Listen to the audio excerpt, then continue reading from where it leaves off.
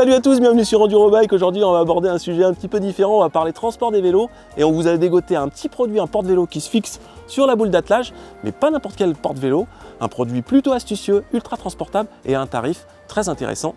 Et ça tombe bien, Max arrive avec. Ça va Max? Ça va? Ouais. Regarde-moi ça. Ah, t'es mignon avec ta petite valise. Ah, c'est une belle petite valise, une petite beauté. Donc premier atout de ce porte-vélo XLC, je te laisse le présenter. Alors c'est le XLC Almada e-Work. Ouais. Son premier atout, Hugo? Il est ultra transportable, effectivement. Transport plus stockable, du coup. Tu peux le mettre dans ton coffre de ta voiture. Oui. Donc ça c'est plutôt cool. Moi j'ai un break donc il rentre sans problème et je peux encore mettre des choses par-dessus. Tout à fait. Ça rentre même dans la Clio d'Endurobike. Tu veux que je te dise un peu plus dessus, j'imagine? Oui. Alors, c'est un porte-vélo de vélo. Oui. Qui est compatible VTT-AE, donc tu mets deux vrais VTT-AE dessus. Un porte-vélo qui est disponible au tarif de 700 € au prix public conseillé. Ses avantages sur le papier, c'est le fait que tu puisses emporter donc deux vélos avec un concept innovant parce que pour charger les vélos, tu le verras, c'est assez facile. Oui, je sais, c'est bien. Tu connais bien. Je le connais bien, effectivement. Et en plus de ça, du coup, niveau caractéristiques, c'est des rails où tu peux accueillir des pneus jusqu'à 2,8 de section. Et puis après, ma foi, il n'y a plus qu'à l'installer quoi. Eh ben vas-y, je te montre. Alors c'est très simple pour l'installer. Seule chose importante à penser, c'est le fait qu'il faut régler le porte-vélo à l'attelage, c'est-à-dire que sous le porte-vélo, tu as deux petits ergots que tu viens serrer avec un pas de vis et une contre-vis qui vient en fait régler ton serrage autour de ton attelage pour que ce soit bien adapté. Okay. Donc ça c'est important d'y penser à le faire parce que chaque boule n'a pas le même diamètre, si je puis me permettre. Et donc c'est important de le faire. Une fois que tu as fait ça... Tu m'installes? Ouais, regarde, tu le superposes, tu le mets par-dessus ton attelage, hop. Une fois que tu l'as mis comme ça, tu as juste à utiliser le petit levier sur le côté. Tu viens le verrouiller. Ce qui est important, c'est de vérifier qu'il soit parallèle à la voiture pour pas que ton porte-vélo il soit comme ça. Il est verrouillable là avec une petite clé? Je t'ai pas donné tu la mets clé. un petit coup de clé ici. Une fois que tu as fait ça, tu branches le faisceau. Alors ici c'est un 13 broches, il y a un adaptateur 7 broches, donc il est compatible avec tous les attelages. Et à partir d'une fois que c'est branché, tu as juste à déplier ta petite valise. Attends, on va fermer le coffre quand même. Tit, tit, tit. Moment satisfaisant. Voilà, donc il est escamotable. C'est escamotable, tout à fait. Ensuite, une fois qu'il a été escamoté et que tu as fermé ton coffre, tu as juste à ouvrir les petits rails. Hop, tu viens mettre ta plaque d'immatriculation comme il faut.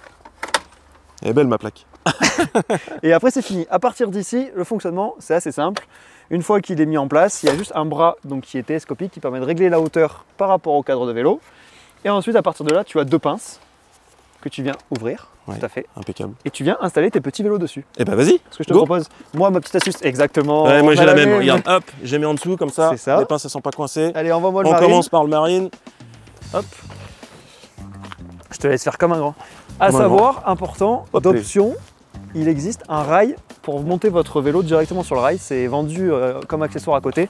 Et en fait, le rail vient se fixer au bord. Et à partir de là, vous faites rouler tranquillement votre vélo jusqu'au rail. Donc là, je te montre. On met la pince, on ferme, crac, hop. On met les sangles. Je t'ai la méthode sangle. Voilà.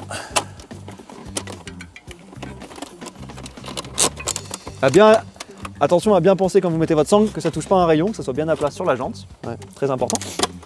Hop, puis après on serre. Et puis après. Là tu peux le fermer, il y a une serrure aussi. Il y a une serrure, mais c'est bon, verrouillable. je pense que verrouillable. Voilà. Ouais, ça évite de te faire voler. Effectivement. Enfin, même s'il faut pas bien tu baisser fermes. le vélo. Et puis la même chose sur le deuxième. Hyper facile. Je te mets le deuxième. Vas-y, mets-moi le deuxième. Hop. Tac. Hop. Voilà. Ce qui est assez intéressant, hop. Ce qui est assez intéressant, c'est que là on a deux vélos avec des cadres assez faciles, parce que c'est des cadres classiques avec des cinématiques assez simples en format cage. Du coup, il y a de la place pour le prendre là. Mais en fait, la largeur du rail fait que vous pouvez le fixer un peu comme vous voulez, parce que vous pouvez un petit peu décaler les vélos par rapport au rail. Et en plus de ça, ce qui est cool, c'est que la hauteur des pinces, en plus du bras télescopique, sont aussi ajustables. Donc en fait, vous pouvez vraiment l'adapter à tous les vélos. Et puis, chose pour moi... On a mis combien de temps là? Je dirais 4 minutes. Même pas. 3 minutes et 44 secondes. 2 minutes. Donc voilà. Astucieux quand même.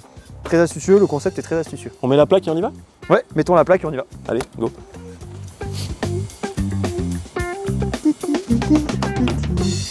C'est parti, on se retrouve dans ta petite voiture, mon petit Hugo. D'abord, première question, oui, niveau stabilité, comment ça se passe? Donc là, on est sur un porte-vélo sur attelage, je le rappelle. Ouais. Je sais que tu as roulé des porte-vélos sur haillon aussi. Ouais, c'est ça, ouais. Moi j'ai commencé avec mon Scénic par des porte-vélos que tu fixes sur le haillon, c'est des tuiles clip-on, ça s'appelle.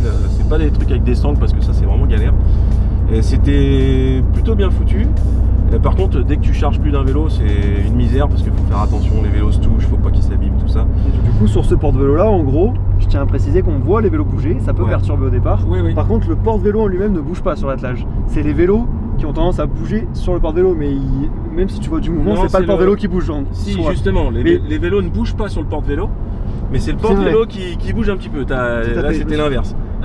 Par contre, c'est vrai que ça fait un petit peu bizarre au début. Il y a une petite phase d'adaptation où tu t'inquiètes un petit peu puisque tu les vois gigoter un peu, mais c'est normal. Toi, tu as fait la demande à la marque XLC. Tu as dit que c'était tout à fait classique. C'était normal. Et moi, sur mon Scénic, j'avais un Mottez et qui faisait exactement la même chose, c'est-à-dire qu'on voyait les vélos qui gigotaient un peu à droite à gauche. En parlant de ton Scénic, Oui. ton ex-Scénic. Voilà, Qui est mon parti. ex-Scénic. Je sais que du coup, tu pouvais pas utiliser la fonction escamotable. Alors si, j'ai utilisé la fonction escamotable mais je pouvais pas ouvrir le haillon. En fait le haillon il descend trop bas sur le Scénic et du coup il est escamotable mais pas assez pour ce type de véhicule. C'est-à-dire que si vous avez un fourgon ou un gros monospace, c'est possible que ce XLC soit... Vous pouvez plus ouvrir le coffre du coup. Ouais, c'est ça, tout à fait. Que ce soit monospace ou que ce soit Scénic, Touran, Ouais. chez Volkswagen ou d'autres marques. Exactement. À partir de là, ça se peut que vous ne puissiez pas l'ouvrir. Tout à fait. Là sur la Skoda Combi c'est un break, il n'y a pas du tout de problème, vous l'avez vu, on vous l'a montré tout à l'heure, il n'y a pas de souci, ça passe bien, c'est bien pratique. Attends, je vais prendre un Dodan, on va peut-être voir les vélos bouger derrière. Donc non, à part ça, moi ma deuxième question que je vais avoir, c'est sur la consommation. C'est un truc qu'on n'en parle pas forcément tout le temps. Alors mais oui, ça fait consomme. changer la consommation. Ouais, de ça ta voiture. consomme plus. Ça consomme plus. À 130 en vitesse stabilisée sur autoroute, en gros, tu consommes un litre de plus.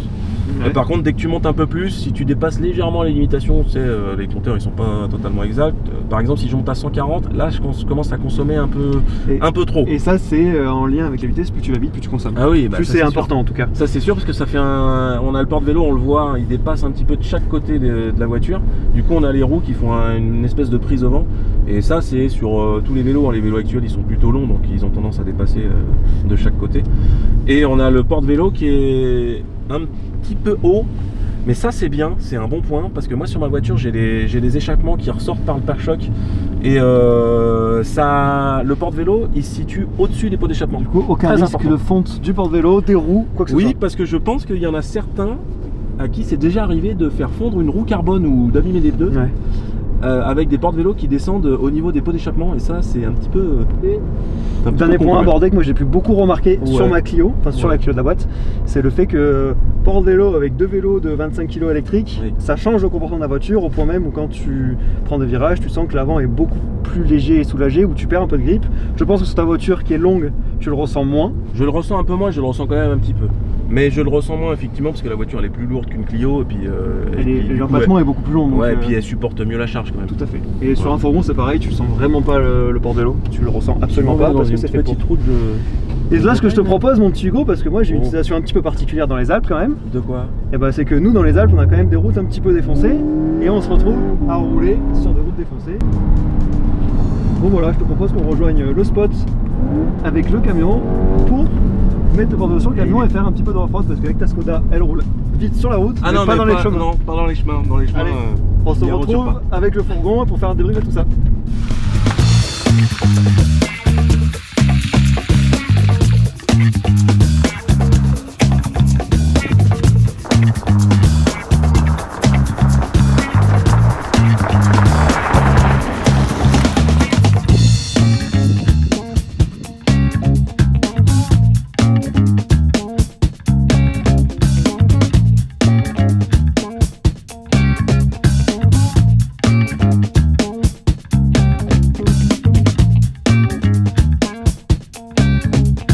Bon Hugo, ça y est, on est tout en haut au départ du spot, idéal pour partir rouler. Impeccable. Petite balade 4x4 un peu.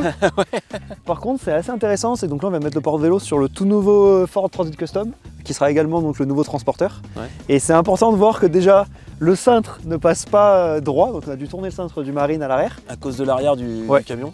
Donc je pense qu'il y a les nouveaux fourgons qui ont tendance à être avec volumineux. Ça se peut que les nouveaux ne passent pas. Et en plus de ça, on n'est pas arrivé à brancher la prise d'éclairage parce qu'en fait, il y a les roulettes qui viennent gêner lorsqu'on essaie de venir. Ouais, parce que la prise sur ce fourgon-là. sur ce fourgon-là est intégrée à la boule d'attelage. Tout à fait. Donc voilà. Donc c'est un petit point à souligner. Donc pensez bien à vérifier en fonction de votre véhicule et de votre attelage surtout. Est-ce qu'il ne serait pas temps de faire un petit débrief sur la qualité générale du porte-vélo Ouais. et ce qu'on en pense vraiment, puisqu'on l'a roulé quand même pas mal de temps. Ouais, carrément. Et puis toi, tu l'as roulé depuis 9 mois avec une utilisation Intensive.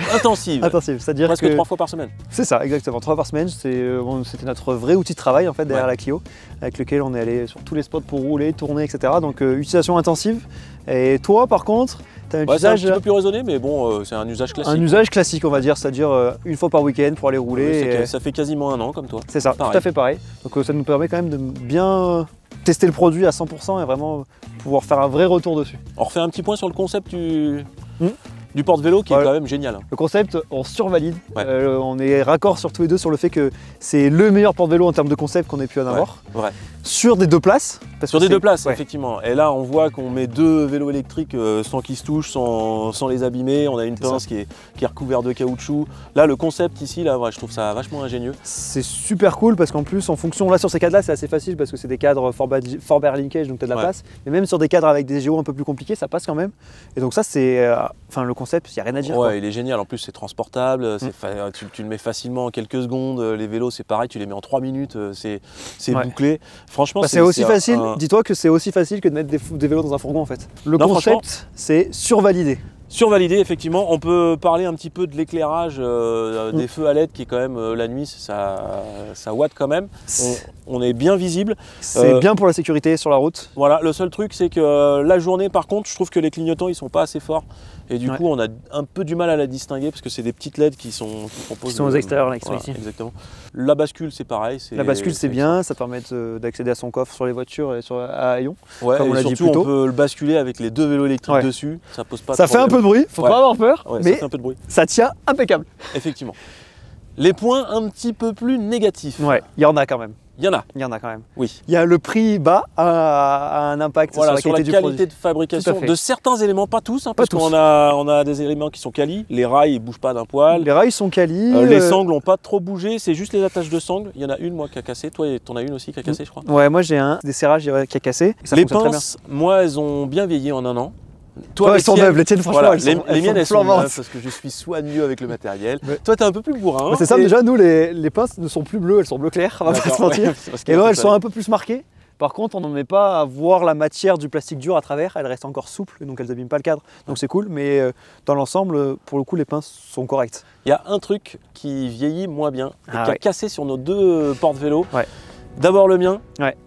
C'est le serrage au niveau de la boule d'attelage. Le levier qui vient serrer l'attelage. Je pense qu'on a fait l'erreur de faire ce que l'a fait la majorité des gens, c'est-à-dire de ne pas graisser en fait, le système.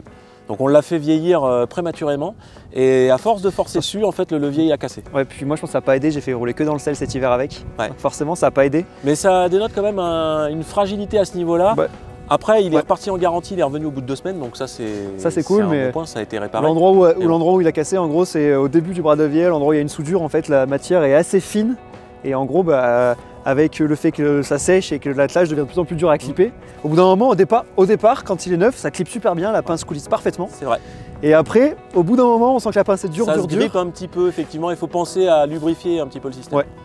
Ouais, c'est ça, carrément. Il faut bien surveiller ça. Et puis après c'est vraiment le gros point noir qu'on a eu sur le porte-vélo, quoi. Dernier point quand même, on a une petite fonctionnalité. Bien sûr. Qui est quand même assez intéressante, qui peut dépanner sur le terrain. C'est-à-dire qu'on peut transformer ce petit porte-vélo en pied d'atelier. On va s'en servir tout de suite d'ailleurs pour bricoler un peu le marin avant d'aller rouler. C'est ça, tout à fait. Et puis ça c'est une bonne fonctionnalité, ça dépanne bien. C'est-à-dire qu'il ne faut pas s'attendre à pouvoir tomber une fourche sur le porte-vélo. Ça c'est sûr. Par contre, si vous avez besoin de mettre un petit coup de chivon sur votre chaîne, un petit coup d'huile, c'est super pratique. Pour régler sa vitesse, petit réglage de dérailleur, ça passe bien, quoi. Et ça se stable, ça bouge pas, que ce soit même avec un élec ou un musculaire. Donc ça c'est plutôt cool. Et je pense qu'on peut conclure parce que moi je suis quand même pressé d'aller goûter les on va aller faire des belles images pour le bike test du Rivzone EL. Bon on est quand même bien convaincu par ce porte-vélo XLC, vous le comprenez. Dans l'ensemble c'est un bon porte-vélo avec un bon concept. On est très content de ça en tout cas. Et c'est le seul petit bémol, ça va être la finition. La qualité la tenue dans le temps, on va dire. Ouais, c'est ça, exactement. Par contre, chez la concurrence, le seul concurrent que j'y vois, moi, c'est le Tulé Elops qui coûte 1 400 €. Là, c'est clair qu'en termes de rapport prix-concept, c'est clair que c'est trop bien. Par rapport à une autre marque, soit Tulle, Moté ou n'importe quelle marque où tu dois te faire chier à passer des pinces dans les cadres, là, c'est clair que le concept, il est ouf en vrai. C'est vrai. puis voilà. Et puis nous on se dit à la semaine prochaine. Hein. Ouais, Hugo, tu prends ton vélo, on part faire des images d'illustration. Vas-y, tu l'as verrouillé? Ah oui. Tu l'as verrouillé. Sinon, n'hésitez pas à nous dire si vous avez le même porte-vélo. On est curieux d'avoir vos retours justement sur est-ce que vous avez eu les mêmes problèmes, pouvoir comparer, c'est assez intéressant de pouvoir échanger là-dessus. Puis sinon, bah, nous on se dit à la semaine prochaine. Ridez bien, ridez safe. Ciao ciao. Ciao. C'était impeccable. Ouais. Ah non, t'es malade. Ah non, non, non. Ah. Ah. Tu pourrais mettre une astérisque, un truc genre garantie 2 ans? Garantie 2 ans, je mettrai On mettra un texte. Je mettrai un astérisque, je mettrai pas. Un astérisque.